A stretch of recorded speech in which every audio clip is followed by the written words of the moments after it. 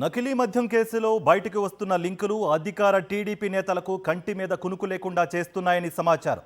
నకిలీ మద్యం తయారీ కేంద్రాలలో కీలక ఆధారాలను గుర్తించిన అధికారులు వాటిని బేస్ చేసుకుని ప్రధాన నిందితులను విడివిడిగా ప్రశ్నించడంతో మరింత లోతైన సమాచారం బయటపడ్డట్టు తెలుస్తోంది.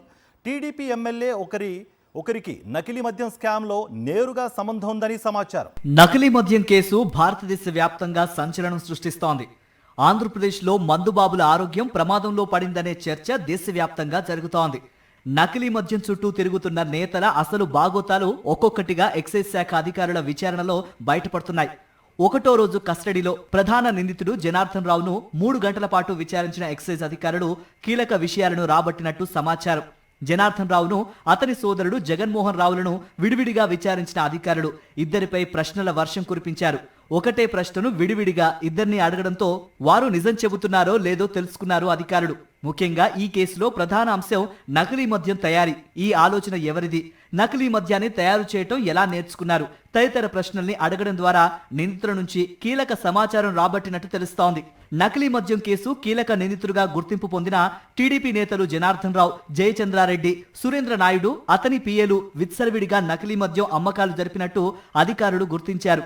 ఈ నేపథ్యంలో జయచంద్రారెడ్డి, సురేంద్ర నాయుడు మధ్య జరిగిన లావాదేవీలపై స్పెషల్ ఫోకస్ పెట్టారు. ఈ లావాదేవీల్లో ఎవరు ప్రధాన పాత్ర పోషించారు అనే అంశంపై కస్టడీలో అనేక ప్రశ్నలు వేశారు. దీనికి సంబంధించి మరికొందరు టీడీపీ నేతల పేర్లు తొందరలోనే బయటకు వచ్చే అవకాశం ఉంది. ప్రధానంగా నకిలీ మద్యం తయారీకి సంబంధించి స్పిరిట్ కొనుగోళ్ల వెనక ఎవరి పాత్ర ఉందో తెలుసుకునే ప్రయత్నం చేశారు. హైదరాబాద్, బెంగళూరు నుంచి స్పిరిట్ ఫేక్ లేబుళ్లను కొనుగోలు చేయడానికి నగదు లావాదేవీలు ఎలా జరిపారు అని నిందితుల వద్ద నుంచి సమాచారాన్ని తెలుసుకున్నారు. టీడీపీ నాయకుడు జనార్దన్ రావుకి వాటా ఉన్న హైదరాబాద్లోని ఓ బార్ నుంచి లావాదేవీలు జరిగాయని గుర్తించారు అధికారులు.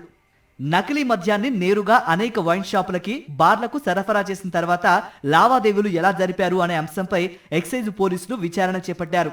ఈ కేసులో జనార్దన్ రావుకి నేరుగా టీడీపీకి చెందిన ఓ ఎమ్మెల్యేకి సంబంధాలు ఉన్నాయని అనుమానిస్తున్నారు అధికారులు. త్వరలోనే మరిన్ని సంచలనాత్మక విషయాలు బయటకొస్తాయనే చర్చ కూటమి వర్గాల్లో జరుగుతోంది.